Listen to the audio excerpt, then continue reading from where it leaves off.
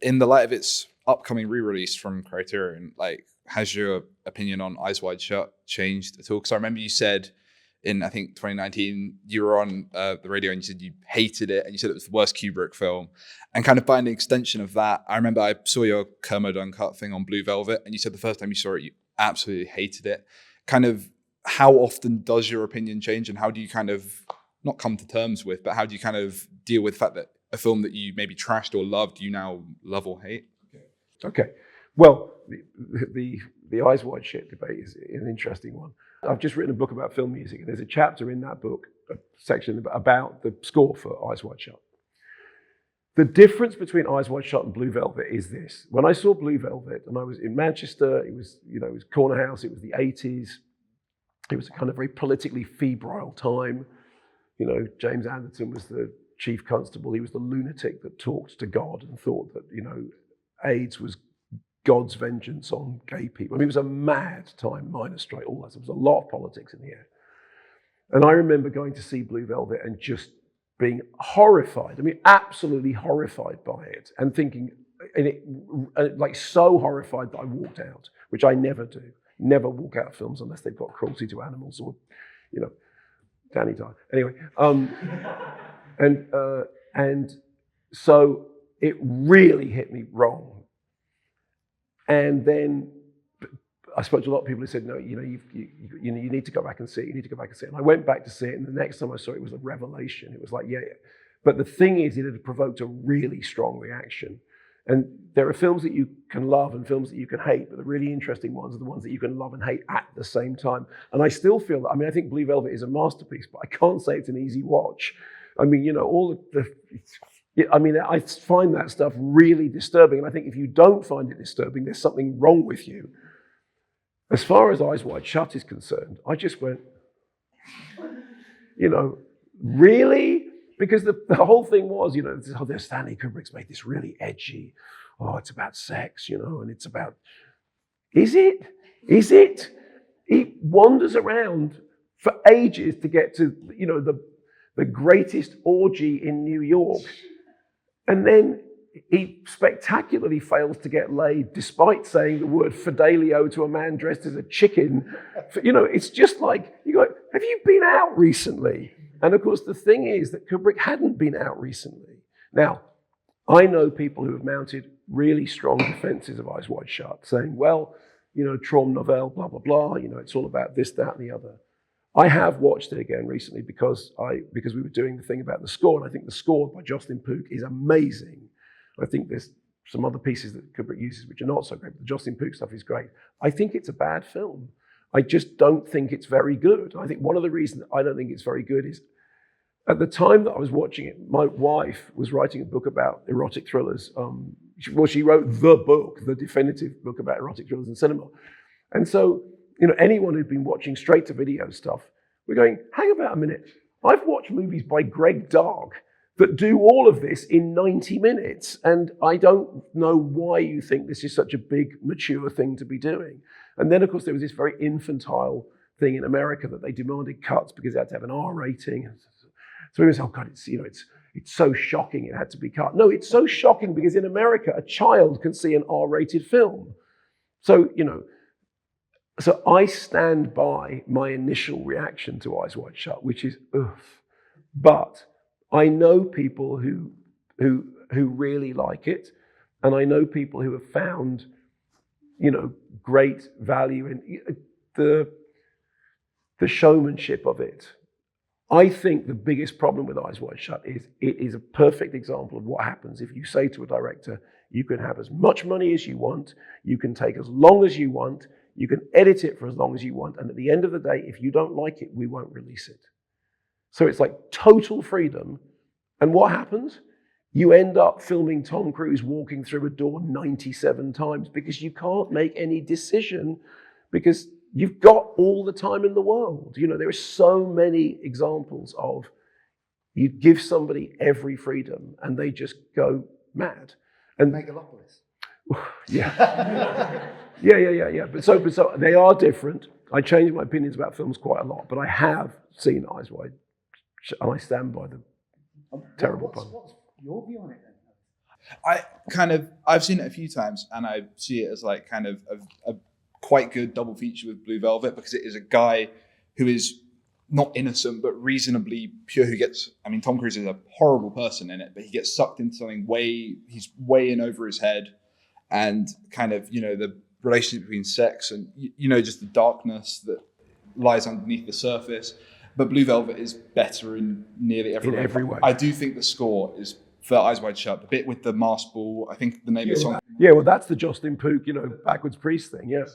When I found out that it was, I think it's a religious chant backwards, and because it's there, I thought the symbolism of that was quite good. And I do think that there are parts of it that are fantastic, and there is a great 90-minute movie in there. Okay, but that in a way is the point. Yeah, exactly. There is a great 90-minute movie in there, but it's like everyone always says about Sandinista. You know, there's a great double album in Sandinista. It's a shame it's a triple album.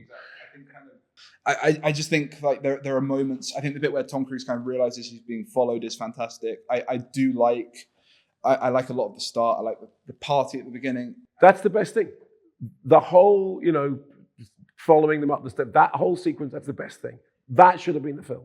And then literally the minute he goes off into the night, it's like, what? Yeah, it is like, it's about an hour too long, and I think everything it tries to do, I think Blue Velvet does better. So I think as a double feature, they're fantastic. But you've got to watch Eyes Wide Shut first to see it then get improved upon. But also that thing about, oh, I'm a pianist at an orgy, and it's so mysterious I have to wear a blindfold. No, you don't. Play a record. You know, it's like, anyway. I was just, because I know your new book's about sound and movie music, I was just wondering, I know there's been a lot of chat about this recently with Charlie XCX being in the new Wuthering Heights film. I was just wondering if you think that using sound outside of a period where a film's very rigidly set in a period kills the storytelling, or is it like a more personal element of the director's work? I think the problem is that things kind of come in waves. So, you know, you get the Bridgerton wave, and then suddenly everything looks like that. And then you get, you know, so suddenly it's, I mean, actually, the first time I really remember it being a big issue was Sofia Coppola's Marie Antoinette. And because I was in Cannes when that premiered, and of course the French hated it because, you know, for so many reasons. And they do this thing in Cannes, if they don't like a film, they don't boo, they moo. It's really strange. You literally get this kind of bovine noise coming out. And they hated it for a number of reasons, but they took particularly against the idea that it was using, you know, non-synchronous music from a different period. I actually thought that was one of the things I liked best about it. That I thought was quite interesting. I wasn't crazy about the film, but I thought that was quite an interesting thing to do. The problem is that when something becomes a trope, then it's like, okay, fine, this is a bit. But I don't think there's any hard and fast rule about whether you can or can't. I just think it's a matter of what's the environment into which it's coming out. I mean, it is really weird that in the wake of Bridgerton, the phrase, it's a bit Bridgerton, became the easiest way of shutting something down. Do you know what I mean? It was just like funny. It was like the worst thing you could say about anything.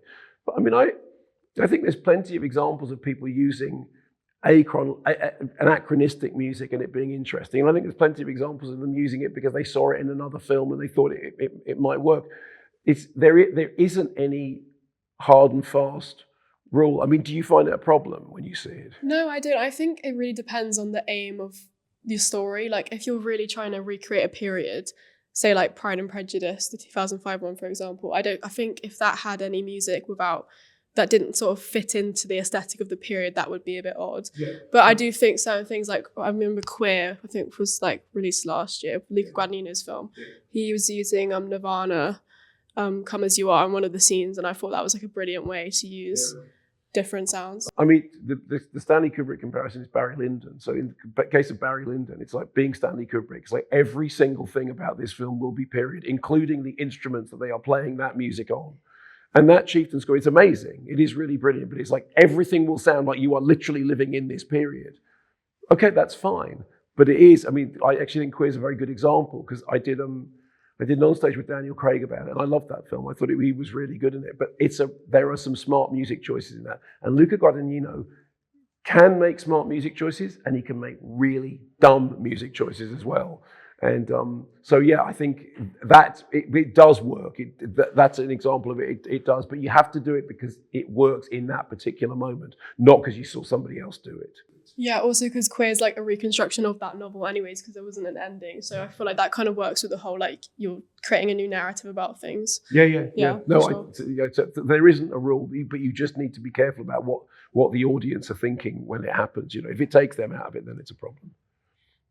I am currently looking at making documentaries, and it's always been something that I've been wanting to do. But I've always wondered, like, what is your favorite documentary? Which one had like the most lasting impact on you? And as a filmmaker, when making a documentary, what techniques do you think are the best to really give your audience a lasting impact and really convey your ideas? Well, to answer the second part of the question first, I'm not qualified, and also I don't think that there is a hard and fast rule. My favorite documentary, although it's a funny word to use, is The Act of Killing. And I think The Act of Killing is extraordinary because, are you familiar with the film? Okay, so basically it's a documentary by Joshua Oppenheimer. And what he's doing is he's looking at, a massacre, appalling acts of violence. And what he does is he gets the people who are involved in those appalling acts of violence, who have been completely validated by culturally, to restage the acts of violence. This is why it's called the act of killing. He gets them to restage the things that they did, that they don't feel embarrassed about having done. And during the act of restaging them, something happens that they kind of start to think, actually, this probably wasn't good that I garroted this man. Now, the criticism about the act of killing is always that it is removed from its political context because it's very specific in its time and place. And there is a film that came afterwards called The Look of Silence, which puts the political context back in. But Joshua Oppenheimer specifically made it without context. His film was about the kind of awful moral decrepitude of what had happened, without saying this is specifically about this period of time, this set of people, this set of politics. And it was proved very divisive. But one of the things he does is he stages this musical fantasia that one of the worst of these killers had. And you're literally watching it, and it's like this mad musical sequence. This is a documentary. He gets them to write the thing. Now, if you'd ever said to me, okay, well, we'd like to make a movie about a really brutal, murderous regime that killed a lot of people, what would you like to do? Well, I'd like to do a musical sequence in which a bunch of people come out of the giant head of a fish. You'd go, but it works. And it works in soul-shakingly well. And Werner Herzog, who became an exec producer but kind of came in at the end of it, said this thing about what the documentary captures is what Werner calls ecstatic truth, as opposed to factual truth. It doesn't mean the facts aren't true, but the thing that he's looking for is the thing behind that.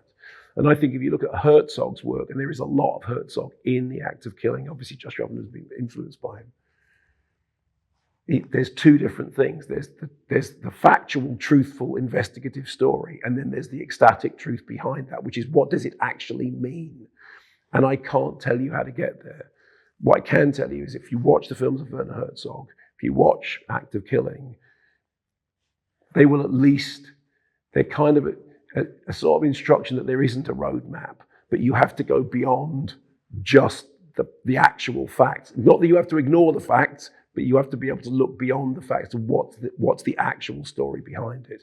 And I'm sorry, that was a very woolly answer, but I remember watching The Act of Killing knowing nothing about it, and about halfway through just thinking, it's soul-shaking stuff. Colin, did you say you're making a documentary at the moment? What's it about? Well, it's sort of like a dramatized documentary where I'm talking about different people's lives in Liverpool, but like specifically from people who like are really struggling to find a purpose in their life and are really looking for like a drive. They're looking for like an outlet. And I want to do it from like an interview style where like the interview is kind of like triggering their outlet allowing them to like talk about their lives. And I want to set it in like different locations that like mean like a lot of things to like those people and also to me. And I'm making it with my friend Tegan as well. It's just our little thing. Well, the thing to do is that, if you say, I want to do interviews, I want to use location in a way, is when you're doing that stuff, don't go into it thinking that you already know what it is that you want to say, because most of the really interesting stuff you discover whilst you're making it. And I would say, watch any of Herzog's docs, because Herzog does that thing about going and speaking to people and letting them talk without knowing what the answer to the question is. The worst kind of interviews is when you're interviewed by somebody who already knows what the answer is. They just want you to say it so they can get it on film. And that's why, that Encounters at the End of the World and Grizzly Man, those are really interesting documentaries because he doesn't know when he goes in, not in a kind of faux, naive Louis Theroux kind of way, but in a genuinely, he wants to understand the story, but he doesn't understand it yet, and he needs people to tell him the thing that they didn't know that they knew. I feel like I'm increasingly seeing films where not even a great cast can kind of save the film. So I was just kind of thinking, in terms of like what you think makes a film great, do you think the director or the screenwriter or even just someone else, who do you think plays the most important role? Again, I don't think there's a hard and fast rule. I think we all tend to overcook the role of the director in terms of, a lot of film criticism is very auteur-led. So it's, Paul Thomas Anderson's One Battle After Another, and Jane Campion's The Piano, all that stuff, it's a way of attributing an awful lot of work to a single person. And anyone who's ever made a movie knows that it's a really collaborative process. And they also understand that most critics don't really understand that. I do the British Film Designers Guild Awards, and production design is a really big part of the film that critics don't really write about.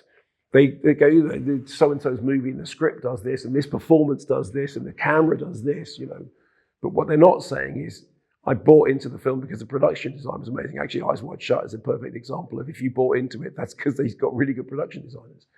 And I remember there was a production designer said to me, he said, the worst thing about critics is they are always attributing success or failure to the wrong people.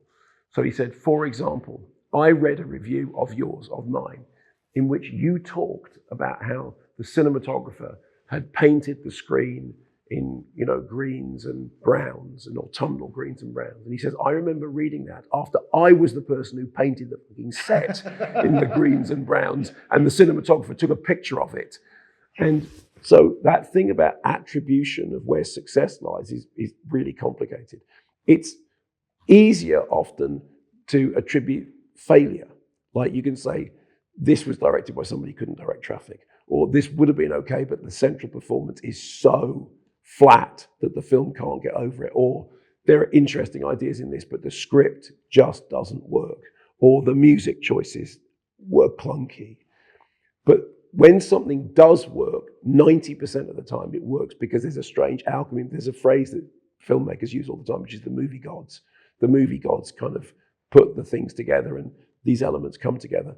The great sort of bon mot of film criticism is that in the end, the editor is the only person who has final cut. The editor saves the film. And if you start talking to editors, they will tell you that they are literally solely responsible for whether a film is any good. And because there is a kind of godlike thing because they're cutting the movie. And all directors will tell you that they edit their own films, but they don't. They've got editors to do that stuff. So it's probable that the editing is the single most contributing factor to working or not. But as far as the other stuff is concerned, it's just a matter of whether those things come together. I have seen films in which I've watched the film and said, it's really great, it's really brilliant. And then you find out that it was saved in the editing, that actually the performances were awful and the editor cut round them brilliantly, If it's worth aspiring to a publication, whereas a lot of people make money from doing it online on YouTube or Substack. So the biggest difference is this. It was always a profession before. A profession meaning you could earn a living from it. When the kind of the big online explosion happened, two things happened. The first one was that it democratized who could get their stuff published.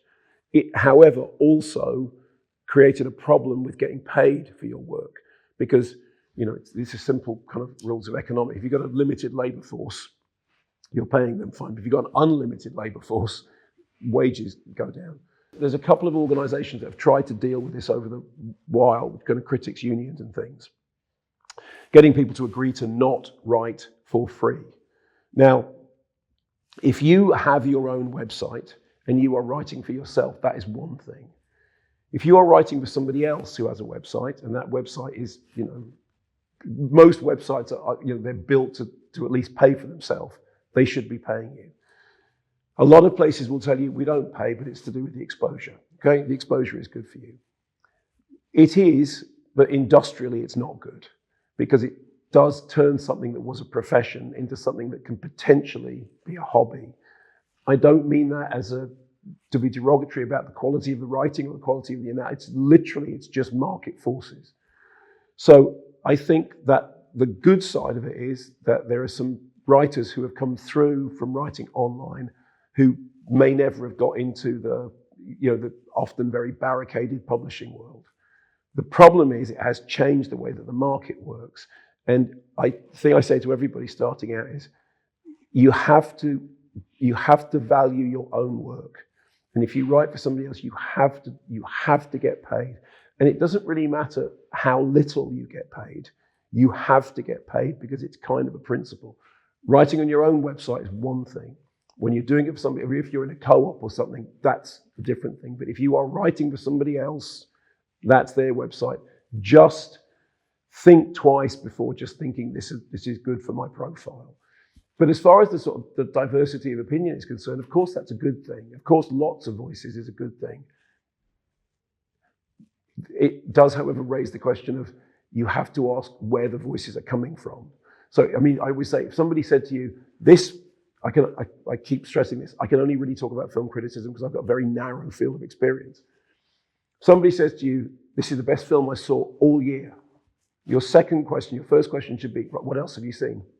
If it's the only thing you've seen all year, then of course it's the best thing you've seen all year. No, but it's that essential. Like if you read Pete Bradshaw in The Guardian, and he says, this is the best film I've seen all year. Well, you know he's seen umpty-thrumpty films that year, and you also may know what his particular foibles are.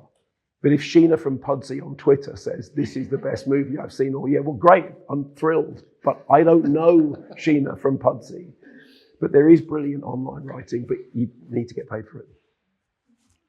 Why do you personally think that film as an art form has persisted across so many decades when, unlike a lot of other things, it changes so often, and it's concept, I suppose, has just changed so completely throughout the decades? Well, firstly, I'm glad you think it has persisted because there are, people proclaiming the death of film every moment. There's a couple of, the history of the moving image comes out of fairgrounds and magic lanterns and phantasms and, all that sort of thing. And very early on, when people first figured out how to make moving pictures, the idea of that was kind of tied up with alchemy and ghosts. People asked very early on, hang about, if you take a moving picture of somebody who's alive, right, and they die, will the moving picture still work? Yeah, it will. Okay, well, that's weird because that's animating something instead. So at the very beginning of it, there was something a bit, demonic about it, and fairgrounds used to use them to create, phantasmagoria and magic lanterns and everything. That's where it comes from. And then the really interesting question is, why is it that when edited moving images started to appear in films, because originally, initial films, they were just reels of a single shot, train coming into a station. And then people started editing them, and audiences watched them, and they just went, yeah, fine. Why? Because that's completely wrong, right? When you look at the world, that's not how the world works. So it's not mirroring you standing on a platform with a train coming in. It's doing it, but people just did. And the suggestion is that there is something about the edited moving image that mirrors something that we already know. And the question about whether it's mirroring the function of memory or mirroring the function of dreams, or just mirroring the fact that, in fact, even as I'm talking to you now, I'm looking, I cut away to that, and then I look at that, and then my brain thinks, oh, Linda's arriving at 6. You know what I mean? All these things are going on, and that is actually a form of edited narrative. I think that the answer to your question is that film reproduces an experience that we already knew. And when it was made mechanically possible, the human brain went, oh yeah, I recognize that. And I think that's why in all the different kind of incarnations of movies, silent movies, black and white, color, blah, blah, blah, there is something that is fundamentally the same, which is that you can show an edited moving image to somebody who isn't literate in that at all, and they understand what it is. And I think in the case of all art forms, there has to be something that speaks to something you kind of already knew, and the art gets to that. And I think that cinema is a really, really perfect example of it. When you watch David Lynch's Eraserhead, I went to see that with a friend, and he went, well, that wouldn't happen. They go, but in a way, it kind of would, because if you never had a dream, if you never had a nightmare, that's exactly what it looks like. So I think that's it. I mean, I think it's a very good question, and it's a really complicated question, and that's just my theory. But that's what I think it is. I really have enjoyed your documentaries over the years, especially The Fear of God, your Exorcist one. I absolutely love horror films. And I remember reading your top 10 films of all time, and like half of them were horror films. So, but they tended to be older films. So I was just wondering, apart from Pan's Labyrinth, maybe you could discuss some of your favorite films, horror films that have come out since the year 2000. Yeah, I mean, so there's an interesting thing going on inherent in that question, which is portal theory. Portal theory says that everybody has a moment in their life when the portal opens up. I'm telling you something you already know. And you're incredibly responsive, and then at a certain point, the portal closes. So all the pop records you heard when you were between 12 and 21 sound better than any pop record you will ever hear again.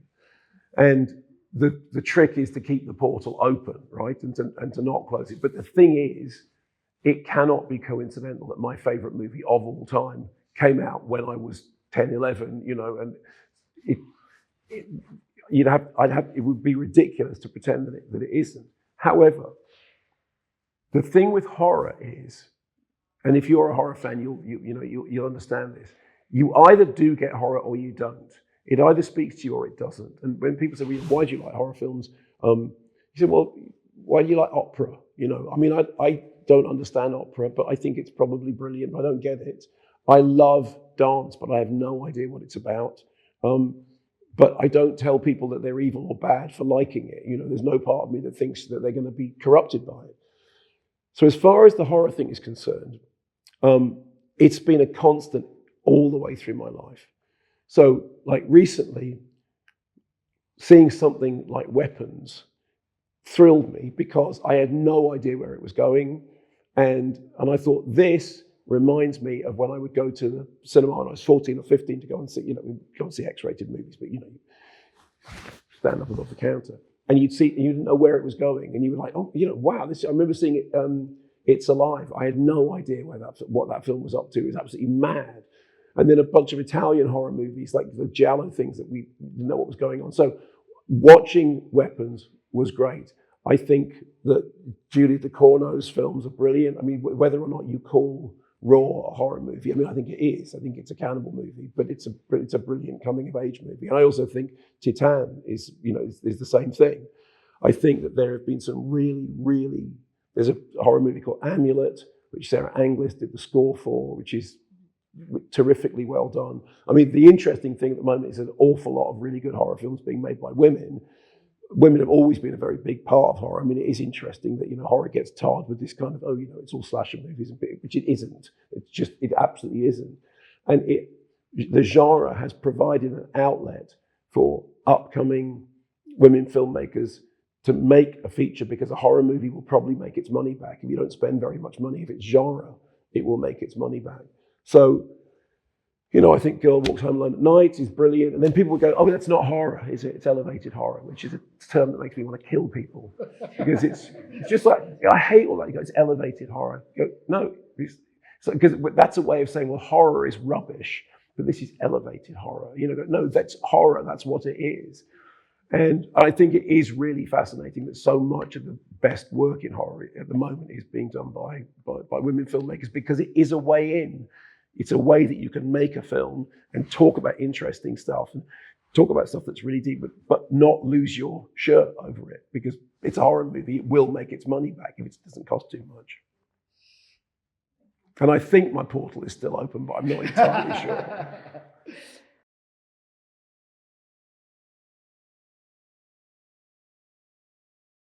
I could literally talk about this for the rest of the evening. So I can tell you every cinema that I saw every film in. I can also probably tell you which seat I sat in, because I'm very, very OCD.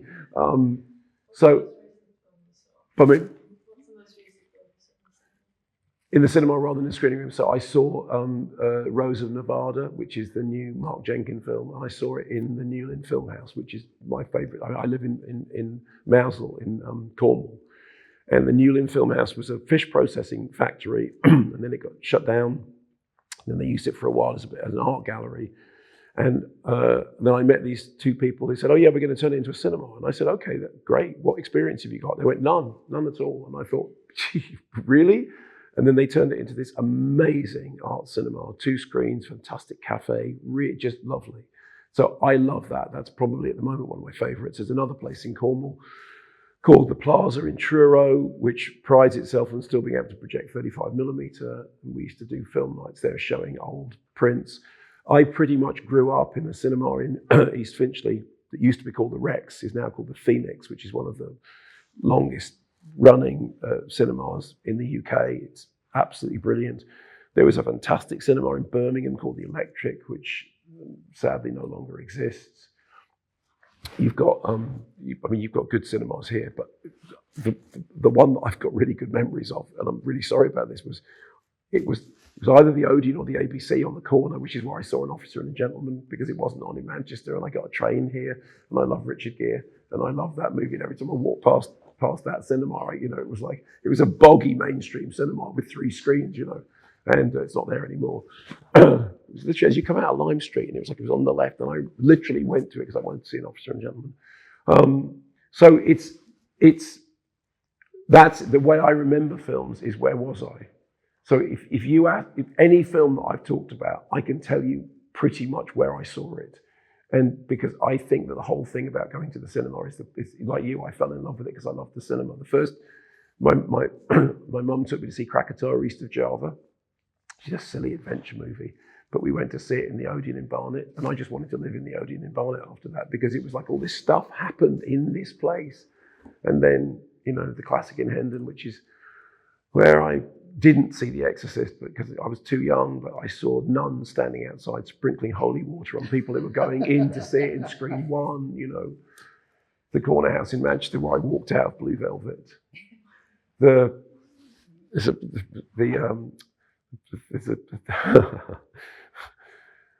a cinema in Edinburgh that I had to carry somebody out because they passed out during a Gaspar Noé film. It's like all those things you remember, those are the things that make it the experience, so yeah. Thank you. Thank you very much.